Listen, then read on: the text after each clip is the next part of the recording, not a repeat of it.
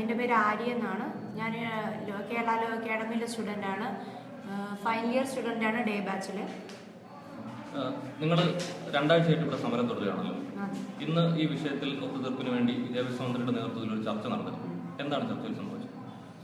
ചർച്ചയിൽ നമ്മൾ ആദ്യ ചർച്ചയായതുകൊണ്ട് തന്നെ വിദ്യാഭ്യാസ മന്ത്രി നമ്മുടെ എന്താണ് നമുക്ക് പറയാനുള്ളത്, എന്ത് സംഭവിച്ചാൽ ഈ സമരം നടത്താമെന്നുള്ളതാണ് ഒന്ന് ചോദിച്ചത്. ഞങ്ങൾ അലിഗേഷൻസ് ഒക്കെ പറയുമ്പോൾ തന്നെ മന്ത്രി പറഞ്ഞു, ഞാൻ എല്ലാ കാര്യങ്ങളും വീഡിയോയിലൂടെ കണ്ടതാണ്, എല്ലാ തെളിവുകളും പുറത്തു വന്ന ഓഡിയോകളും ഒക്കെ ഞാൻ കണ്ടിട്ടുണ്ട്. നിങ്ങൾക്ക് എന്താണ് നിങ്ങളുടെ ആവശ്യം എന്നാണ് ചോദിച്ചത്. ഇത് ആദ്യം തന്നെ ഓരോ പാർട്ടികളുടെ പ്രതിനിധികളായിട്ട് ഓരോരുത്തർ പറഞ്ഞു. എല്ലാ പാർട്ടികളുടെ പ്രതിനിധികളും പറഞ്ഞത്, SFI ഉൾപ്പെടെ, ജയിക്കായിരുന്നു SFIയിൽ നിന്ന് ആദ്യം സംസാരിച്ചത്. എല്ലാവരും ഒരേ സ്വരത്തിൽ പറഞ്ഞത് പ്രിൻസിപ്പലിന്റെ രാജിയിൽ കുറഞ്ഞ ഒരാവശ്യവും ഞങ്ങൾക്ക് വേണ്ട എന്നുള്ളത് തന്നെയാണ് പറഞ്ഞത്. ഞങ്ങൾ എല്ലാവരും ഒരേ ആവശ്യം പറഞ്ഞതുകൊണ്ട് തന്നെ വിദ്യാഭ്യാസ മന്ത്രി പറഞ്ഞത് എല്ലാവർക്കും ഒരേ ആവശ്യമായതുകൊണ്ട് ഞാൻ മനസ്സിലാക്കുന്നു, എന്താണ് നിങ്ങളുടെ ആവശ്യം എന്നുള്ളത് മനസ്സിലാക്കുന്നു. പിന്നീട് അദ്ദേഹം ഇന്റേണൽ മാർക്കിന്റെ പ്രശ്നങ്ങൾ പരിഹരിക്കാൻ വേണ്ടിയിട്ട് ഒരു സമിതിയെ നമുക്ക് വെക്കാമെന്നുള്ള കാര്യം പറഞ്ഞ് തുടങ്ങിയപ്പോൾ ഞങ്ങൾ പറഞ്ഞു, ഇന്റേണൽ മാർക്ക് മാത്രമല്ല ഞങ്ങളുടെ പ്രശ്നം എന്ന് പറയുന്നത്, ഞങ്ങളുടെ വളരെയേറെ പ്രശ്നങ്ങളിൽ ഒന്ന് മാത്രമാണ് ഇന്റേണൽ മാർക്ക് എന്ന് പറയുന്നത്. അപ്പോൾ ആ കാര്യങ്ങൾ ഞങ്ങളവിടെ പറഞ്ഞു. അപ്പം അതേ തുടർന്ന് ഇടയ്ക്ക് വെച്ച് ഇന്റേണൽ മാർക്കിന്റെ കാര്യം മാത്രം മന്ത്രി പറഞ്ഞു എന്നതിനെ തുടർന്ന് ABVP പ്രവർത്തകർ ഇറങ്ങിപ്പോവുകയുണ്ടായി. പക്ഷെ ബാക്കിയുള്ള പ്രവർത്തകർ അവിടെ ഇരിക്കുകയും ബാക്കിയുള്ള എല്ലാ പാർട്ടിയുടെയും പ്രവർത്തകർ ഇരിക്കുകയും ഞാനൊരു വിദ്യാർത്ഥി പ്രതിനിധി എന്നുള്ള ഇതിലാണ് ചെന്നത്. ഞങ്ങളെല്ലാവരും ഇരുന്ന് സംസാരിച്ചു. അപ്പോൾ മന്ത്രി പറഞ്ഞത്, ഇനി ഒരു മാനേജ്മെന്റുമായിട്ട് ഒരു ചർച്ചയുണ്ടാകും, ആ ചർച്ചയ്ക്ക് ശേഷം നിങ്ങളോട് നമുക്കൊരു തീരുമാനം എടുക്കാമെന്ന് പറഞ്ഞു. അപ്പോൾ എന്നിട്ട് പിന്നെ ഒരു സൂചനയോളം ഇടയ്ക്ക് വെച്ച് കുറച്ച് സമയത്തേക്ക് മാറ്റി നിർത്താമെന്നുള്ളൊരു ധ്വനി കേട്ടു. അപ്പം ഞങ്ങൾ ഉൾപ്പെടെ ഞാൻ ഉൾപ്പെടുന്ന എല്ലാ വിദ്യാർത്ഥിനികളും പറഞ്ഞത്, ഞങ്ങൾക്ക് ഇടയ്ക്ക് വെച്ച് മാറ്റി നിർത്തുകയല്ല, കുറച്ച് കാലാവധിയിലേക്ക് മാറ്റി നിർത്തുക, അതൊരു 1 വർഷമല്ല 2 വർഷത്തേക്കാണെങ്കിൽ പോലും ഞങ്ങൾ അംഗീകരിക്കില്ല എന്ന് തന്നെയാണ് പറഞ്ഞത്. എല്ലാ വിദ്യാർത്ഥികളും ആവശ്യപ്പെട്ടത് ഒരേ കാര്യം തന്നെയാണ്, രാജിവെക്കുക എന്നുള്ളത്. ഇനി മാനേജ്മെന്റുമായിട്ട് ഒരു ചർച്ച ഉണ്ടാവുമെന്ന് പറഞ്ഞു. ഇത്രയും അലിഗേഷൻസ് ഇത്രയും പ്രൂവ് ചെയ്തതിന് ശേഷവും ഇനി മാനേജ്മെന്റിനോട് ഒരു ചർച്ച വേണമോ എന്നുള്ള കാര്യത്തിൽ പോലും ഞങ്ങൾ ആശങ്ക പ്രകടിപ്പിച്ചു. പക്ഷെ ഒരു വിദ്യാഭ്യാസ മന്ത്രി എന്നുള്ള സ്ഥാനത്ത്, അദ്ദേഹത്തിന്റെ പദവി ആ ഒരു സ്ഥാനത്തിരിക്കുമ്പോൾ അദ്ദേഹത്തിന് എന്തായാലും മാനേജ്മെന്റുമായിട്ട് ഒരു ചർച്ച വേണ്ടി വരും എന്നുള്ളത് ഞങ്ങൾ മനസ്സിലാക്കുന്നു. അതുപോലെ തന്നെ ഇത്രയും ദിവസം 15 ദിവസമായി സമരം തുടങ്ങിയിട്ട് ഈ 15 ദിവസത്തിനുള്ളിൽ ഒരിക്കൽ പോലും ഒരു ഇടപെടൽ സർക്കാരിന്റെ ഭാഗത്തുനിന്നും ഉണ്ടായിട്ടില്ല. ആ ഒരു ഞങ്ങൾക്കുണ്ടായ ഒരു നിരാശയും ഞങ്ങൾ പ്രകടിപ്പിച്ചു മന്ത്രിയോട്. അപ്പം മന്ത്രി പറഞ്ഞു, കലോത്സവത്തിന്റെ തിരക്കിലായതുകൊണ്ട് ആണ്, അങ്ങനെയുള്ള തിരക്കുകൾ ഉണ്ടായിരുന്നത് കൊണ്ടാണ് ഇതിനോട് പ്രതികരിക്കാതിരുന്നതെന്ന് പറഞ്ഞു. ഞങ്ങൾ സമർപ്പിച്ച പരാതികളും എല്ലാം തന്നെ, നിവേദനങ്ങളും എല്ലാം തന്നെ മന്ത്രിയുടെ ടേബിളിലുണ്ടെന്നും അതെല്ലാം പരിഗണിച്ചുകൊണ്ടാണ് ഈ ചർച്ചയെന്നും അദ്ദേഹം പറയുകയുണ്ടായി. പിന്നെ ഈ ചർച്ച എത്രത്തോളം വിജയകരമാണെന്ന് ചോദിച്ചു കഴിഞ്ഞാൽ, ഞങ്ങൾ പ്രതീക്ഷിച്ച് ചെന്നത് ഞങ്ങൾക്ക് അനുകൂലമായ ഒരു തീരുമാനം ഇന്നുണ്ടാകുമെന്ന് വിചാരിച്ചിട്ടാണ്. പക്ഷെ ഒരു തീരുമാനമല്ല ഉണ്ടായത്, ഞങ്ങളുടെ പ്രശ്നങ്ങൾ കേൾക്കുകയാണ് ഉണ്ടായത്. ഇനി മന്ത്രിയുടെ തീരുമാനം എന്താണോ അതനുസരിച്ച് ആണ് ഞങ്ങൾ എത്രത്തോളം സാറ്റിസ്ഫൈഡ് ആണ് അല്ല എന്ന് പറയാൻ പറ്റും.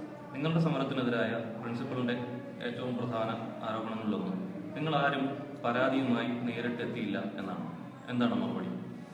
അതിന് ഏറ്റവും വലിയൊരു ഉദാഹരണം ഞാൻ തന്നെയാണ്.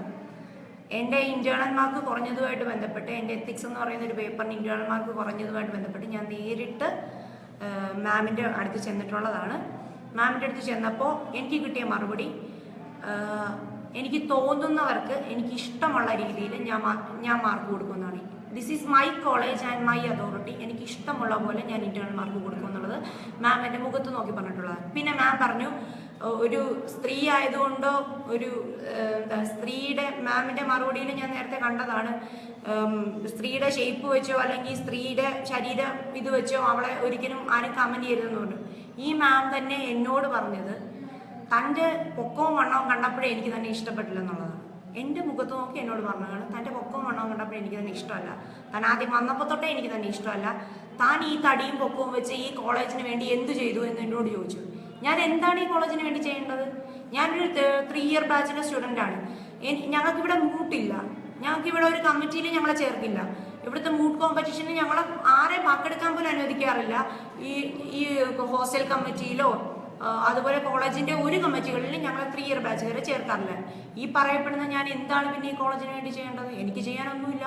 എന്നോട് പറഞ്ഞത് ഇതാണ്. പിന്നെ ഏറ്റവും മെയിനായിട്ട് പറഞ്ഞൊരു കാര്യം, മാമിന്റെ മുമ്പിൽ ഒരു രജിസ്റ്റർ വെച്ച് ആ രജിസ്റ്ററിൽ ഫോട്ടോ ഒട്ടിച്ചിരുന്നു. ഞാൻ നേരിട്ട് കണ്ട കാര്യമാണ്. ഫോട്ടോ ഒട്ടിച്ചിരുന്ന രജിസ്റ്റർ നോക്കിയിട്ട് പറഞ്ഞത്, ഇത് കണ്ടോ, എനിക്ക് എല്ലാവരുടെ പേരൊന്നും ഓർത്തിരിക്കാൻ എനിക്ക് പറ്റില്ല, ഈ ഫോട്ടോ കണ്ടില്ല, ഈ ഫോട്ടോ നോക്കിയിട്ട് എനിക്ക് ഇഷ്ടമുള്ളവർക്ക് ഈ ഫോട്ടോയിൽ നോക്കി എനിക്ക് ഇഷ്ടമുള്ള കുട്ടികൾക്ക് മാത്രമേ ഞാൻ മാർക്ക് കൊടുക്കുള്ളൂ. എനിക്ക് അല്ലാതെ എനിക്ക് ഓരോരുത്തരെ നോക്കി നിങ്ങളുടെ അക്കാഡമിക് കാര്യം നോക്കിക്കൊണ്ട് മാർക്കിടല്ല എൻ്റെ പണി എന്ന് പറഞ്ഞു. ഞങ്ങളുടെ അക്കാഡമിക് കാര്യങ്ങൾ നോക്കിയല്ല മാർക്ക് എന്തെങ്കിലും എന്തിനാണ് മാം പ്രിൻസിപ്പളായിട്ടിരിക്കുന്നത്? ഇത് ഞാൻ നേരിട്ട് അനുഭവിച്ച ഒരു കാര്യമാണ്. ഇന്റേണൽ മാർക്കിന്റെ കാര്യത്തിൽ ഞാൻ മാത്രമല്ല, പല കുട്ടികളും ഇത് നേരിട്ടിട്ടുണ്ട്. പല കുട്ടികളും അത് പെറ്റീഷന്റെ രൂപത്തിൽ കമ്മിറ്റിയുടെ മുന്നിൽ, എൻക്വയറി കമ്മിറ്റിയുടെ മുന്നിൽ അത് ഹാജരാക്കിയിട്ടുണ്ട്. നിങ്ങൾ പറയുന്നതെല്ലാം പച്ചക്കള്ളമാണ്. അതുകൊണ്ടാണ് നിങ്ങൾക്ക് പ്രിൻസിപ്പലിനെ ഫേസ് ചെയ്യാൻ പറ്റാത്തത്. അപ്പോൾ അതുകൊണ്ടാണ് നിങ്ങൾ രാജിവെക്കാൻ ഏതറ്റം വരെയും പോകും എന്ന സമരവുമായിട്ട് മുന്നോട്ട് പോകുന്നത്. നിങ്ങളുടെ ആരോപണങ്ങൾ നിങ്ങൾ തെളിവുകൾ സഹിതം ബോധ്യപ്പെടുത്തട്ടെ, ഇനിയും ക്ലിപ്പിങ്ങൾ വരും എന്നൊക്കെ പറയുന്നുണ്ട്. നിങ്ങൾക്ക് എന്താണ് നിങ്ങളുടെ കയ്യിലുള്ള തെളിവ്, ആരോപണങ്ങൾ? ഞങ്ങൾ പറയുന്നതൊന്നും പച്ചക്കള്ളമല്ലെന്നുള്ളത് കഴിഞ്ഞ 2 ദിവസമായിട്ട് പബ്ലിക്ക് മനസ്സിലാക്കിയ കാര്യമാണ്. മാം ആദ്യം മാമിന്റെ ചർച്ചയിൽ പറഞ്ഞു, മാം പത്രസമ്മേളനം വിളിച്ചപ്പോൾ മാം പറഞ്ഞു, ഇവിടെ എല്ലാവർക്കും ഈക്വൽ ആയിട്ടുള്ള ഡ്രസ് കോഡാണ്. ഇവിടെ കുട്ടികൾ വരുമ്പോൾ ഞാൻ പറയാറുണ്ട് എന്തുകൊണ്ട് ഷോൾ ഇട്ടില്ല എന്നുള്ളത് ഞാൻ ചോദിക്കാറുണ്ട്. അത് എല്ലാവരോടും ഒരുപോലെ തന്നെയാണെന്ന് മാം പറഞ്ഞു. ഈ കാണുന്നത് ഇത് ആ കുട്ടിയുടെ മുഖം കാണിക്കരുത്, ഇത് ആ കുട്ടിയുടെ മുഖം കാണിക്കരുത് എന്നുള്ളത് കൊണ്ട് മാത്രമാണ് ഞാൻ സൂം ചെയ്ത് കാണിക്കുന്നത്. ഇത് കാണുന്നത് മാമിന്റെ മകന്റെ കാമുകി എന്ന് പറയപ്പെടുന്ന കുട്ടിയാണ്. ഈ കുട്ടിയുടെ ഈ ശരിക്കുള്ള ഫോട്ടോ അതിന്റെ ഇൻസ്റ്റാഗ്രാമിലുണ്ട്, ഫേസ്ബുക്കിലുണ്ട്. ഈ കുട്ടി ഈ കാണുന്ന ഈ ഗോവണി എന്ന ഈ ഒരു സ്റ്റെപ്പ് ഇപ്പോൾ റീസെന്റ് 6 മാസത്തിനുള്ളിൽ കേരള ലോ അക്കാഡമിയിൽ ബിൽഡ് ചെയ്തതാണ്. ഇത് ബ്ലാക്ക് കളർ പെയിന്റ് അടിച്ച് ഈ ഒരു ഗോവണി വന്നിട്ട് ഒരു 6 മാസമേ ആയിട്ടുള്ളൂ. ഈ കുട്ടി ഈ വസ്ത്രത്തിൽ 3/4 ധരിച്ചിട്ട് ഷോൾ ഇടാതെ ടൈറ്റ് ആയിട്ടുള്ള ഒരു വസ്ത്രത്തിൽ ഈ കുട്ടി വരുമ്പോൾ ഇതിനൊരു പ്രശ്നം ഉണ്ടാവാറില്ല. പക്ഷെ ഞങ്ങൾ വരുമ്പോഴത്തേക്കും ഇതൊരു പ്രശ്നമാണ്. ഈ ഫോട്ടോ മാത്രമല്ല, ആ കുട്ടിയുടെ ഇൻസ്റ്റാഗ്രാമിൽ പരിശോധിച്ചാൽ അറിയാൻ പറ്റും, ഇഷ്ടം പോലെ ഫോട്ടോകൾ ലോ അക്കാഡമിയിൽ നിന്ന് മറ്റു കുട്ടികളുമായിട്ട്, മറ്റു പെൺകുട്ടികൾ ഷോളും ചുരിദാറും ധരിച്ചുകൊണ്ട് നിൽക്കുമ്പോൾ ഈ പെൺകുട്ടി നിൽക്കുന്ന ഒട്ടനവധി ഫോട്ടോകൾ ഇൻസ്റ്റാഗ്രാമിലുണ്ട്. ഇത് ആ കുട്ടിയുടെ മുഖം പബ്ലിക്കിനെ കാണിച്ച് ഒരു ബുദ്ധിമുട്ടുണ്ടാവരുതെന്ന് ഓർത്തിട്ട് ഞാനും ഒരു പെൺകുട്ടിയാണ്, അതുകൊണ്ടാണ് ഞാനത് മുഖം കാണിക്കുന്നത്. അപ്പം മാം പറയുന്നത് ആ ഒരു അലിഗേഷൻ, അത് ഇപ്പം ഞാൻ കാണിച്ച ഫോട്ടോ. പിന്നെ ഇന്റേണൽ മാർക്കിന്റെ കാര്യം ഇതുപോലെ തന്നെ എനിക്ക് നിങ്ങളുടെ മുമ്പിൽ പ്രൂവ് ചെയ്യാൻ തെളിവുണ്ട്. ഇത് ഈ കുട്ടിയുടെ ഫസ്റ്റ് സെമസ്റ്ററിലെ മാർക്ക്, ഇന്റേണൽ മാർക്കാണ്. 16, 14, 17 തുടങ്ങിയ മാർക്കുകൾ.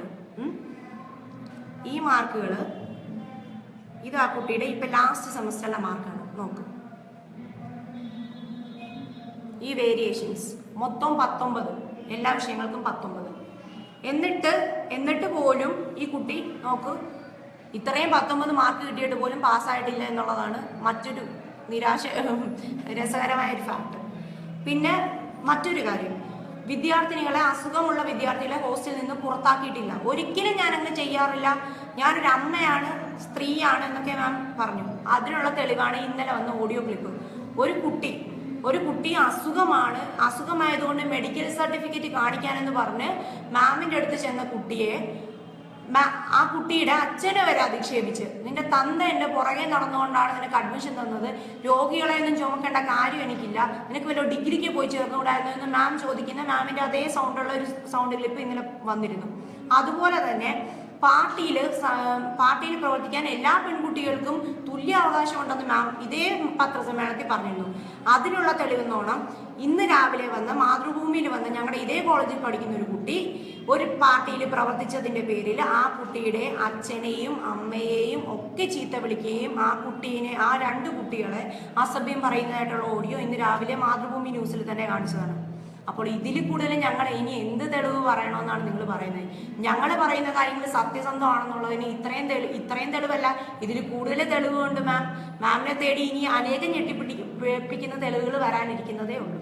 ഈ മേഡത്തിനെതിരെ പറയുന്ന മറ്റൊരു ആരോപണം ദളിത് വിദ്യാർത്ഥികൾക്കെതിരായ മോശമായി സംസാരിക്കുന്നു എന്നൊക്കെയാണ്. അതിനെപ്പറ്റി നിങ്ങളുടെ അനുഭവങ്ങൾ എന്തെങ്കിലും ഉണ്ടോ?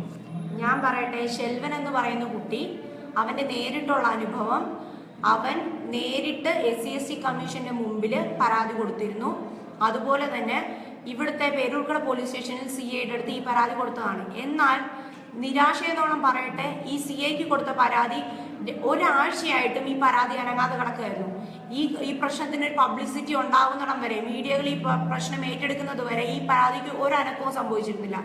SC കമ്മീഷന് കൊടുത്ത പരാതിയും അതുപോലെ തന്നെ ഈ കുട്ടി നേരിട്ട് SC കമ്മീഷനിൽ അന്വേഷിക്കാൻ വേണ്ടി ചെന്നപ്പോൾ അതിനുണ്ടായ ദുരനുഭവമൊക്കെ മറ്റു കാര്യങ്ങൾ, ഇതൊന്നും എനിക്കിപ്പോൾ പറയാൻ സാധിക്കില്ല. കാര്യം അതൊക്കെ ഒരു വൻ വിവാദമായി പിന്നീട് മാറിയേക്കാം. എനിക്ക് വിവാദങ്ങളിൽ ഏർപ്പെടാൻ താല്പര്യമില്ലാത്തതുകൊണ്ട് അത് ഞാൻ പറയുന്നില്ല. SC കമ്മീഷന്റെ ഭാഗത്തു നിന്നും അതിന്റെ പ്രതിനിധികളുടെ ഭാഗത്തു നിന്നും ഉണ്ടായ ദുരനുഭവം. അപ്പോൾ എനിക്ക് ഇങ്ങനെയുള്ള കാര്യങ്ങളിൽ എനിക്കൊരു വിവാദം കൊണ്ടുവരാൻ ഇഷ്ടമില്ലാത്തതുകൊണ്ടാണ് ഞാനത് പറയുന്നത്. ഈ കുട്ടി നേരിട്ട് അതിന്റെ അനുഭവമുള്ളതാണ്. ഈ കുട്ടി മാമിന്റെ ഹോട്ടലിൽ, മാം ഇപ്പോൾ പുതിയതായിട്ട് തുടങ്ങിയിരിക്കുന്ന ഹോട്ടലിൽ ആദ്യത്തെ ദിവസം, ഇനോഗ്രേഷന്റെ ദിവസം, ഈ ഹോട്ടലിലെ ബ്രോഷറുമായിട്ട് പേരൂർക്കട ബീവറേജിന്റെ ഫ്രണ്ടിൽ ആ കുട്ടീനെ അതിൻ്റെ കൂടെയുള്ള 5 കുട്ടികളെയും പേരൂർക്കട ബീവറേജിന്റെ ഫ്രണ്ടിൽ നിർത്തിയിട്ടുള്ളതാണ്. അതുപോലെ തന്നെ ഈ ക്യാൻറ്റീൻ തുടങ്ങുന്ന ആദ്യത്തെ ദിവസം കുക്കിംഗ് ചെയ്യുന്ന ആളുകൾ ഒഴിച്ചാൽ ഇവിടെ ഞങ്ങളുടെ കോളേജിന് തന്നെ ചാപ്പിക്കടയിലിരിക്കുന്ന ഒരു ആൻറ്റി, ആ ഒരു സ്റ്റാഫ് മാത്രമാണ് ആ കോളേജിൽ ഉണ്ടായിരുന്നത്. വേറെ ഒരു സ്റ്റാഫ് പോലും ടേബിൾ ക്ലീനിങ്ങിനോ അല്ലാതെ ഫുഡ് എടുത്തു കൊടുക്കാനോ ഒരു സ്റ്റാഫ് പോലും അവിടെ ഉണ്ടായിരുന്നില്ല ആ ഇനോഗ്രേഷന്റെ ഡേയുടെ അന്ന്. അപ്പോൾ പിന്നെ ആരാണ് ഈ ഫുഡ് കൊണ്ട് കൊടുക്കാനും ബിരിയാണി എടുത്തു കൊടുക്കാനും ഒക്കെ ചെയ്യുന്നതെന്നുള്ളത് ഇവിടുത്തെ പബ്ലിക്, പേരൂർക്കടയുള്ള നിവാസികൾ നേരിട്ട് കണ്ടിട്ടുള്ള കാര്യമാണ്. ഇത് ക്യാൻറ്റീൻ ആണോ ഹോട്ടലാണോ? ഹോട്ടലാണ്. ഇത് ക്യാൻറ്റീൻ ആണെങ്കിൽ ഇതിന്റെ ഇനോഗ്രേഷന്റെ അന്നത്തെ ദിവസം ലോ അക്കാഡമിയിലെ കുട്ടികളുടെ പ്രാതിനിധ്യം അവിടെ ഉണ്ടാവും. ലോ അക്കാഡമിയിലെ കുട്ടികൾ എല്ലാവരും, കോളേജ് ക്യാൻറ്റീൻ ആണെങ്കിൽ ലോ അക്കാഡമിയിലെ കുട്ടികൾ എല്ലാവരും അവിടെ ഉണ്ടാവണ്ടേ. ആ ഇനോഗ്രേഷന്റെ അന്നത്തെ ഫോട്ടോകൾ, വീഡിയോകൾ പരിശോധിച്ചാൽ വ്യക്തമായിട്ടറിയാം, ലോ അക്കാഡമിയിലെ മാമിന്റെ കുറച്ച് പ്രിയപ്പെട്ട ആളുകൾ ഒഴിച്ചാൽ മറ്റാരും തന്നെ ആ ക്യാൻറ്റീനിൽ, ആ ഇനോഗ്രേഷന്റെ അന്ന് അവിടെ ഉണ്ടായിരുന്നില്ല. പിന്നെ ഈ ജോലി എടുക്കുന്ന കുട്ടികളും. അത് ഒരു ക്യാൻറ്റീൻ ആണെങ്കിൽ തീർച്ചയായിട്ടും കോളേജിന്റെ പൂർണ്ണമായിട്ടുള്ള ഒരു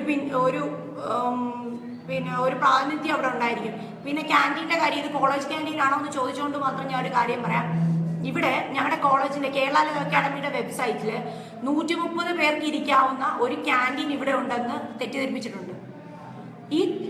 ഇപ്പം എടുത്തു നോക്കിയാലും കാണാം വെബ്സൈറ്റിൽ. പക്ഷേ 123 പേർക്ക് എന്നല്ല, ഒരാൾക്ക് പോലും ഞങ്ങളുടെ ഇവിടുത്തെ ചാപ്പിക്കടയിൽ ഇരുന്ന് ചായ കുടിക്കാൻ പറ്റില്ല എന്നുള്ളതാണ് സത്യം. അതുപോലെ തന്നെ ഹോസ്റ്റലിനോട് ചേർന്ന് ഒരു വിശാലമായ പ്ലേ ഗ്രൗണ്ട് ഉണ്ട് എന്നുള്ളതാണ് വെബ്സൈറ്റിൽ പറഞ്ഞിരിക്കുന്ന മറ്റൊരു കാര്യം. ഇത് പൂർണ്ണമായിട്ടും തെറ്റായിട്ടുള്ള കാര്യമാണ്. ഇവിടെ ഉള്ളത് വേസ്റ്റ് കൂമ്പാരങ്ങൾ കൊണ്ട് ഇടുന്ന സ്ഥലത്ത് 2 കമ്പി കെട്ടിയ ഒരു ചെറിയൊരു ഷട്ടിൽ ഗ്രൗണ്ട് ഉണ്ട്. ഇത് അവിടെ വേസ്റ്റ് ഇടാനാണ് അത് ഉപയോഗിച്ചുകൊണ്ടിരിക്കുന്നത്. ഇതാണ് അവിടെ ഉള്ളത്. അതുപോലെ തന്നെ ഹോസ്റ്റലിൽ നിന്ന് കഴിഞ്ഞാൽ, ഹോസ്റ്റലിന്റെ ടെറസിൽ നിന്ന് കഴിഞ്ഞാൽ ബീച്ച് വ്യൂ ഉണ്ടെന്നാണ് പറയുന്നത്.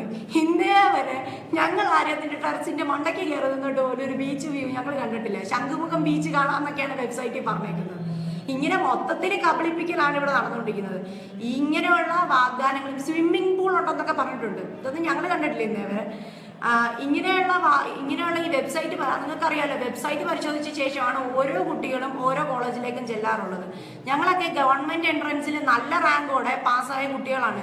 ഞങ്ങളൊക്കെ ഈ ലോ അക്കാഡമി തിരഞ്ഞെടുക്കാൻ കാരണം ഞാൻ പറയുന്നത് പോലെ ഇതിന്റെ 50 വർഷത്തെ പാരമ്പര്യവും ഇതിന്റെ പേരുകേട്ട കോളേജാണ് എന്നുള്ളത് കൊണ്ടും തന്നെയാണ് ഞങ്ങളൊക്കെ ഇതിന് പങ്കെടുക്കാൻ കാരണം. പക്ഷേ ഇവിടെ വന്നപ്പോൾ ഞങ്ങൾ നേരിട്ട കാര്യം, ഞങ്ങൾ പറയാലോ, 6 വർഷമായിട്ടാണ് ഇത്രയും ക്രൂരതകൾ, മാം ഇവിടെ കയറി വന്നതിന് ശേഷമാണ് ഇത്രയും ക്രൂരതകൾ ഇവിടെ ഉണ്ടാകുന്നത്. ഞങ്ങൾക്ക് നാരായണൻ സാറിന്റെ മേലോ ബാക്കിയുള്ള ഒരു അധ്യാപകരുടെ മേലോ ഞങ്ങൾ ഇങ്ങനെ പീഡിപ്പിച്ചോ എന്ന് ഞങ്ങൾക്ക് പറയാൻ പറ്റില്ല. ഒരു പക്ഷേ പണ്ടുള്ള വിദ്യാർത്ഥികൾ അനുഭവിച്ചിരുന്ന പ്രശ്നങ്ങൾ നാരായണൻ സാർ വളരെ ശക്തനായിരുന്നതുകൊണ്ട് തന്നെ സാറിൻ്റെ അടുത്ത് ചെന്ന് പറയാനുള്ള ഒരു സ്വാതന്ത്ര്യം ഉണ്ടായിരുന്നു. സാർ ഇത് ഒരു പരിധിവരെ പരിഹരിക്കുകയും ചെയ്യുമായിരുന്നു. അതുകൊണ്ടാണ് കേരള ലോ അക്കാഡമിയിൽ ഇതിനു മുമ്പ് ഇത്തരം പ്രശ്നങ്ങൾ ഉണ്ടാകുന്നത്. പക്ഷേ ഇപ്പോൾ സ്വന്തം അച്ഛനെ പോലും വിലയില്ലാതെ മാം പലതവണ കുട്ടികളെ മുന്നിൽ വെച്ച് നാരായണൻ സാറിനെ ചീത്ത വിളിക്കുന്ന ഒരു അവസ്ഥ വരെ ഞങ്ങൾ കണ്ടിട്ടുണ്ട്. അപ്പോൾ അങ്ങനെ ഒരു അവസ്ഥയിൽ നാരായണൻ സാറിന് ഇതിൻ്റെ അകത്ത് ഒരു ഇടപെടലും നടത്താനാവില്ല.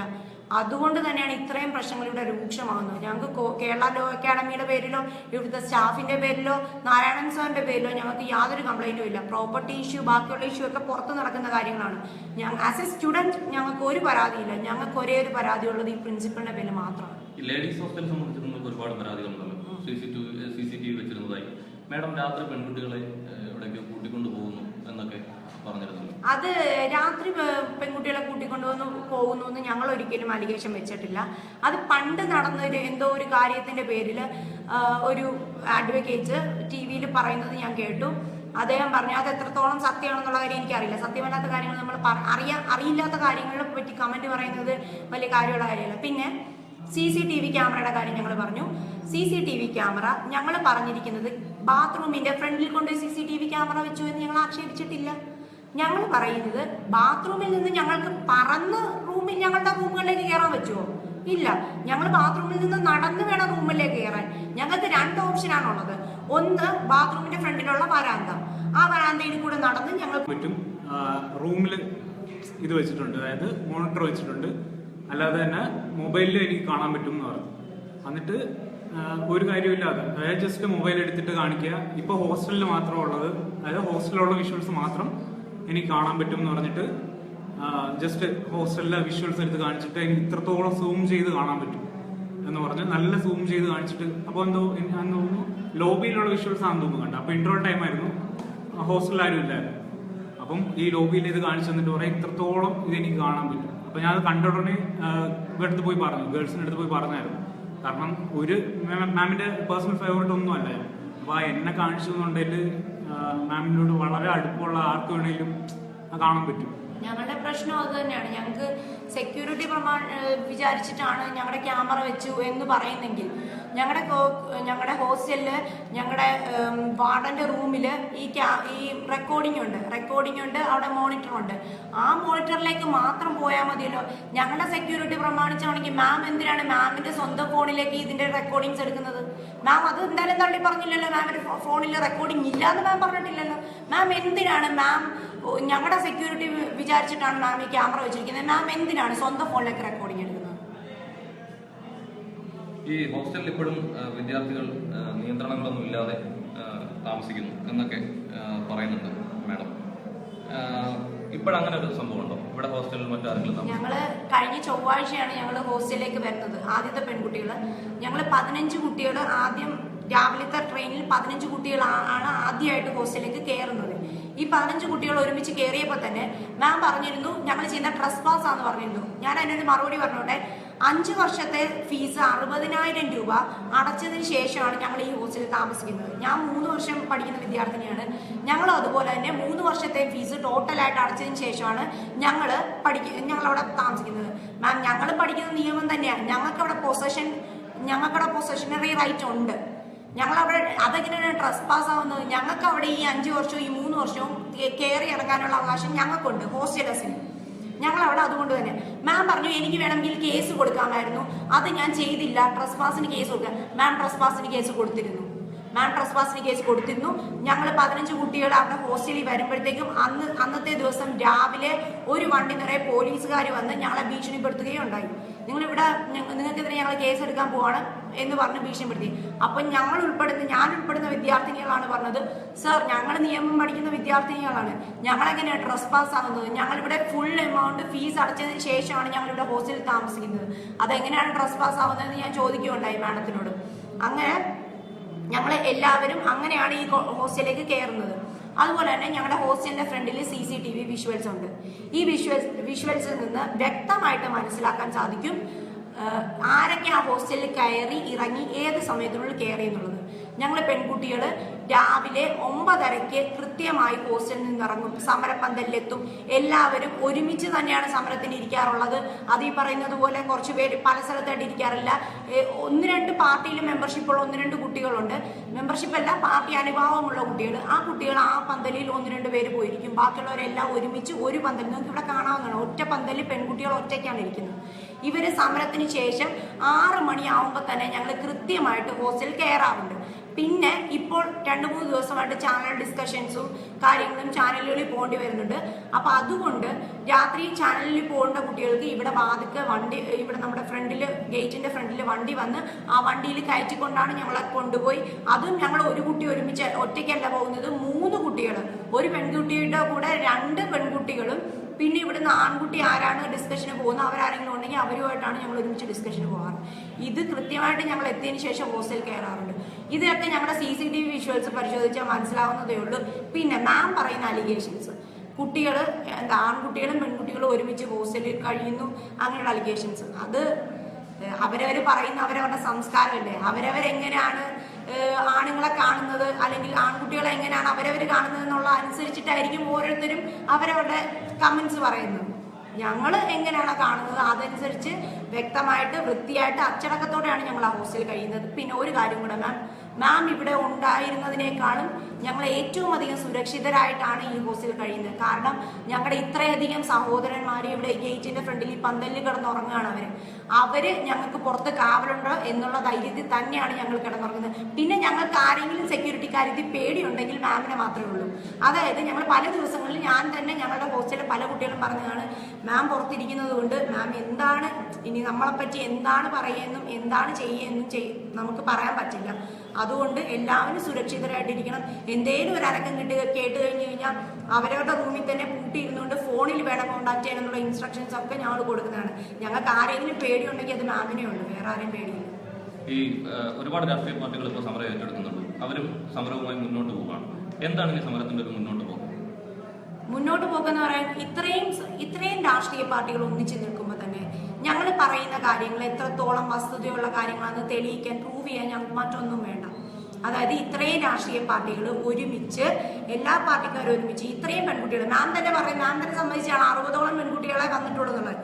80 പെൺകുട്ടികൾ താമസിക്കുന്ന ഒരു ഹോസ്റ്റലിൽ 60 പെൺകുട്ടികൾ ഒരു സമരത്തിന് വേണ്ടി ഇറങ്ങിയിട്ടുണ്ടെങ്കിൽ അതിൽ എവിടെയാണ് മാം പറയുന്നതിന് സത്യമുള്ളത്?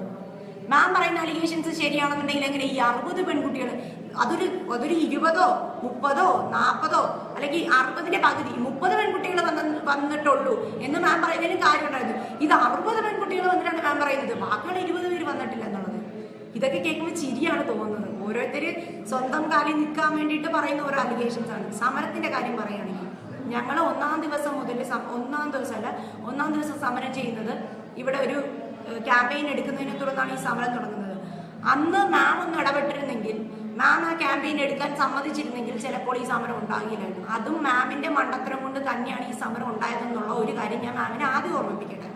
പിന്നീട് 3-ാം ദിവസം മുതൽ ഞങ്ങൾ സമരം ഇവിടെ ചെയ്യുന്നു. സമരം ചെയ്യുമ്പോൾ ഈ 3 ദിവസത്തിനുള്ളിൽ പലതവണ മാമിനെ കോൺടാക്ട് ചെയ്യാൻ ഞങ്ങൾ ശ്രമിച്ചിരുന്നു. മാമിന്റെ പേഴ്സണൽ ഫോണിൽ ഞങ്ങൾ ഒത്തിരി തവണ കോൺടാക്ട് ചെയ്യാൻ ശ്രമിച്ചിരുന്നു. പക്ഷേ മാം ഫോൺ ആടെ അറ്റൻഡ് ചെയ്യുന്നില്ലായിരുന്നു. അതിനുള്ള തെളിവ് ഒരു ചാനലിലും മാം വന്നില്ല എന്നുള്ളത് തന്നെയാണ് ഏറ്റവും നല്ല തെളിവ്. സമരത്തിന്റെ 6-7 ദിവസങ്ങളോളം മാം ഒരു ചാനലിലോ മാമിന്റെ ഒരു പ്രതികരണത്തിന് പോലും മാം തയ്യാറായില്ല. ചാനൽ ചർച്ചകളിൽ മാം വിളിക്കുമ്പോൾ മാം കുട്ടികളുണ്ട് എന്ന് കേൾക്കുന്ന ഉടനെ മാം അപ്രത്യക്ഷയാവും. ഞാൻ ഉൾപ്പെടുന്ന ചാനൽ ചർച്ചയിൽ ഞാൻ ഇരിക്കുമ്പോൾ പറഞ്ഞത് ലക്ഷ്മി മാം ഉണ്ട് എന്ന് പറഞ്ഞുകൊണ്ട് തന്നെയാണ് ഞാൻ ചാനൽ ചർച്ചയിൽ ചെന്നത്. പക്ഷെ പറഞ്ഞത് കുട്ടികളുണ്ട് എന്ന് പറയുമ്പോൾ മാമിന് സംസാരിക്കാൻ താല്പര്യമില്ല. ഇവിടെ ആരാണ് കുറ്റവാളി? ഞങ്ങളാണോ കുറ്റവാളി അതോ മാമാണ്? ആരുടെ ഭാഗത്താണ് തെറ്റ്? സത്യമുണ്ടെങ്കിൽ അത് സമൂഹത്തിന്റെ മുന്നിൽ, ചാനലിന്റെ മുന്നിൽ, ആരുടെ മുന്നിൽ വേണമെങ്കിലും വിളിച്ചു പറയാൻ നമ്മൾ തെറ്റ് വിചാരിക്കേണ്ട കാര്യമില്ല. സത്യം എന്റെ ഭാഗത്താണെങ്കിൽ എനിക്ക് ആരെയും പേടിക്കേണ്ട കാര്യമില്ല. ഞാൻ സംസാരിക്കും, ആരുടെ മുന്നിൽ സംസാരിക്കും. ആ ധൈര്യത്തിലാണ് ഇപ്പോൾ വന്നിട്ട് സംസാരിക്കുന്നത്. ഞങ്ങൾക്ക് പണ്ട് മാം പറയുന്ന ഒരു ഫേസ്ബുക്കിന്റെ പേജിൽ, മാമിനെ കളിയാക്കുന്ന ഒരു ഫേസ്ബുക്കിന്റെ പേജിൽ ലൈക്ക് ചെയ്യാൻ പേടിച്ചിരുന്ന ഒരു വിദ്യാർത്ഥിനിയാണ് ഞാൻ.